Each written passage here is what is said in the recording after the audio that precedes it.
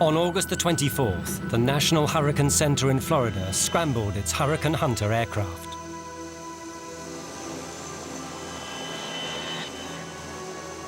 Their mission, to fly into the heart of a powerful new storm that was building over the Bahamas. It was the 11th in a busy season and had been given the name Katrina. Like all tropical storms, Katrina was powered by the surface of the ocean. Warm, moist air is sucked high into the atmosphere, then sent speeding back down to create an immense whirlpool of supercharged wind and rain. To build a forensic profile of Katrina, the hurricane hunters carried a sophisticated armory of instruments and sensors. These sondes are dropped directly into the storm to measure wind speed and air pressure.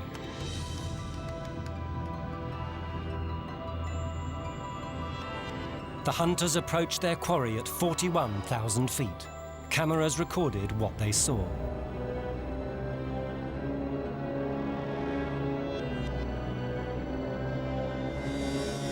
As they sped through Katrina's turbulent outer edges, the scientists were astonished to see that the huge storm had already formed a telltale eye, an immense 30-mile wide funnel of ice and wind.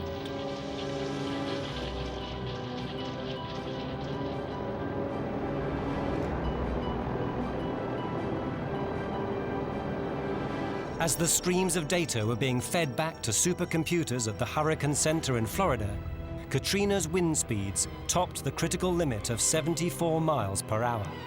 So on August the 25th, she was promoted to hurricane status.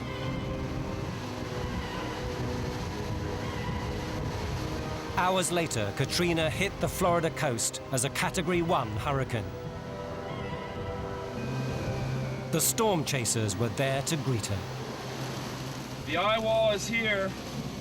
As you can see, the winds are very strong. The sand is blowing.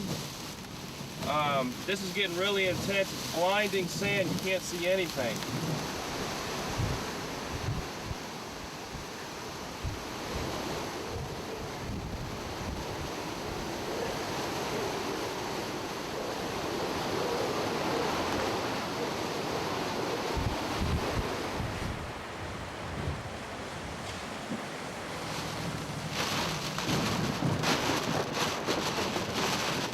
That's a bright one.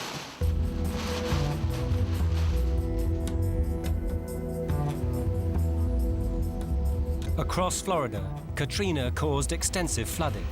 But over land, she was deprived of the energy of the ocean and began to power down.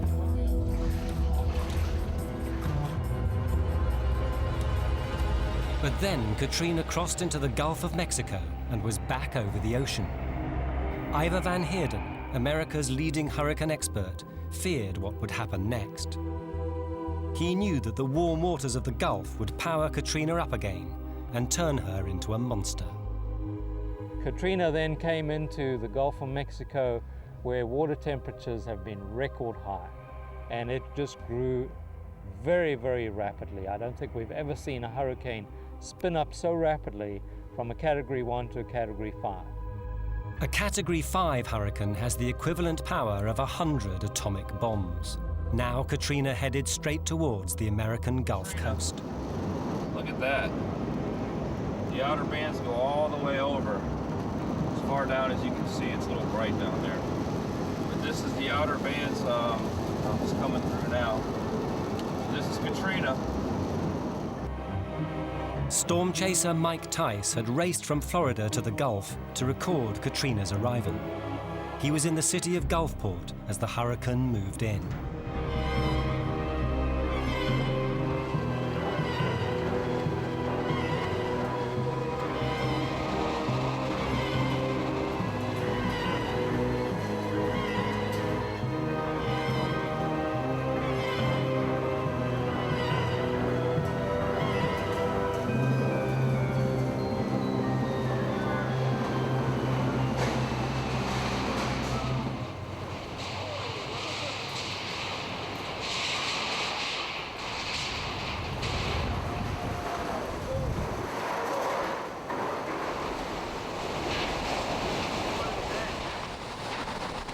Hurricanes pack a double punch. They bring severe winds, but their most deadly ingredient is water. 90% of hurricane deaths are drownings. What happens is that the hurricane presses down onto the surface of the ocean, forcing the water to rise like an unnaturally high and violent tide. It's called the storm surge. It comes in swells. It's like it almost looks gentle, like these rolling kind of waves that come in. And then when that rolling wave comes in, then the next one builds on top of that, and it just keeps going higher and higher like that. Tice was at a Gulfport motel when the storm surge hit. Waves more than 20 feet high rushed inland.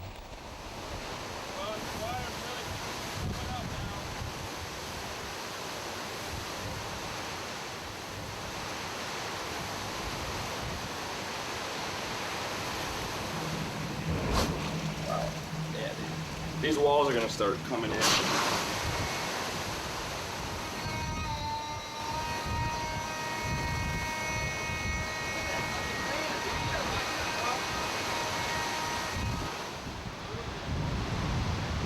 This lady was in one of the first floor rooms, and I had alerted these Navy guys to it, and she would have passed away if we wouldn't have saved her, because she was trapped in her room already. She couldn't open the door because of the weight of the water.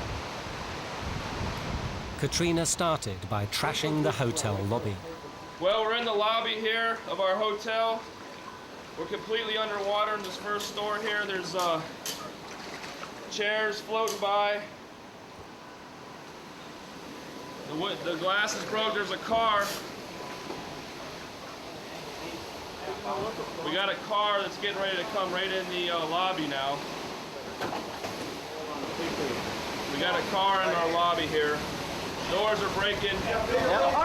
How's this door? We got things falling apart all around us now.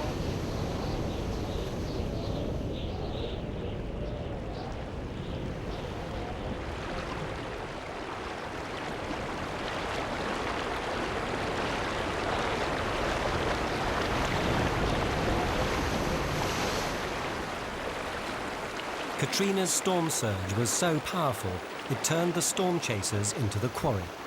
They had to find safety fast. Here we are on the 4th floor here. The roof collapsed on this building below me.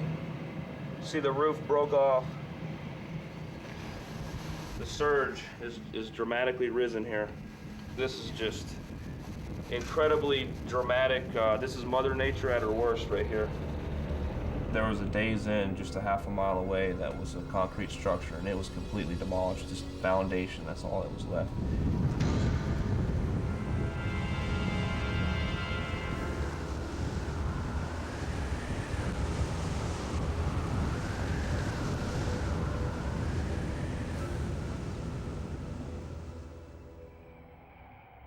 The scientists plotting Katrina's path had feared that she would score a direct and devastating hit on the city of New Orleans. But at the last minute, the eye of the storm veered to the east. Even so, there was no escaping Katrina's enormous power, for New Orleans turned out to be uniquely vulnerable. Sergeant Billy Gamillion was one of the first federal officers on the spot when Katrina struck. He knew the city and its weaknesses well.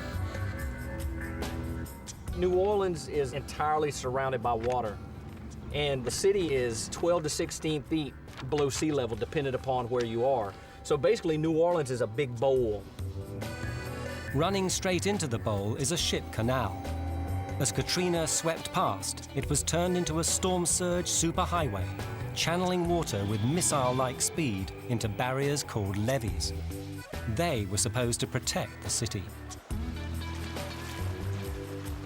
Everybody believed those levees would hold. They broke, and that's why we had the flooding. As the levees were breached, floodwater surged into the low-lying eastern districts of New Orleans. This is where Africa Brumfeld lived with her family. Their house was 12 feet below sea level, and for Africa, the collapse of the levees had swift and disastrous consequences. Between midnight and 5, it was really bad. It was scary. It sounded like a train riding the roof of your house.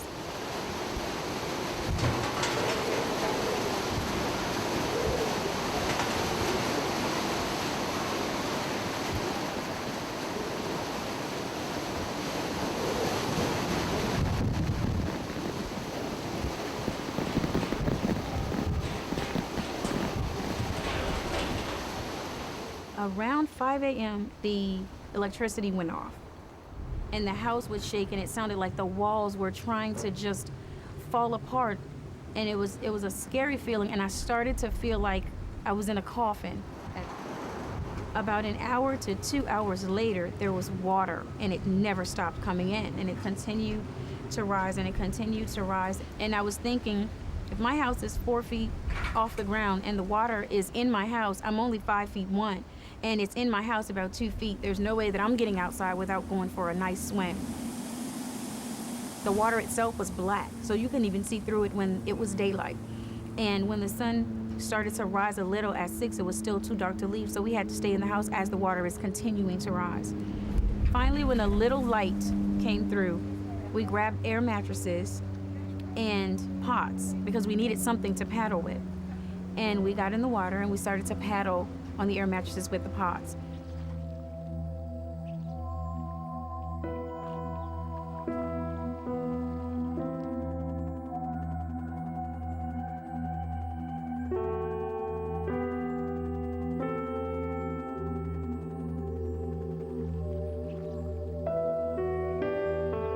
There were hundreds of other people facing the same predicament as Africa and her family.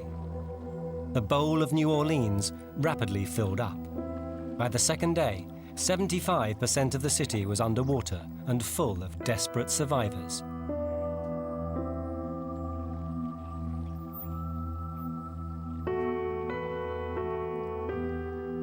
Altogether, more than 1,300 people died, and hundreds of thousands were made homeless. The majority of them were poor and black. The American government was slow to respond to their plight.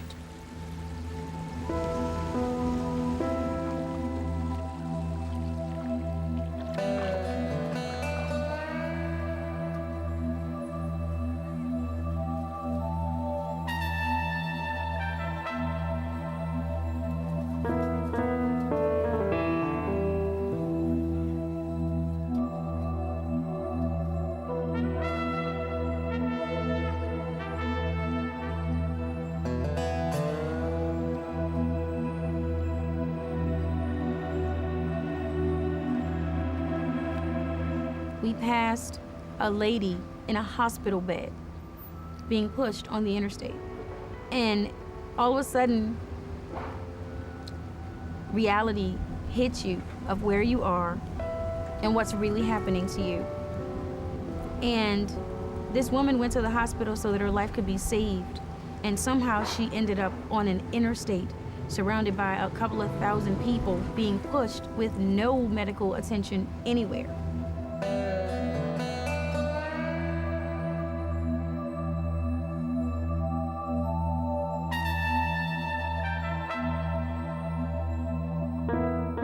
After the first couple of days, we were calling this Lake New Orleans. There was water from here all the way that way to the Superdome, and then all the way to the Industrial Canal going east. And water here where I'm standing was over my head right here.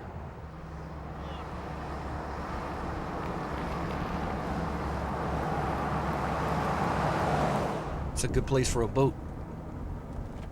But that'll show you how far the water got. I mean, this place is still devastated, you know? Look at the scum line.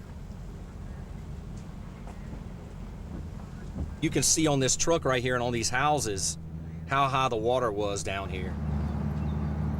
Hey? Doing that show for Nova? This house right here, there were 47 people in it when we pulled up. We got 47 people out of one house right here.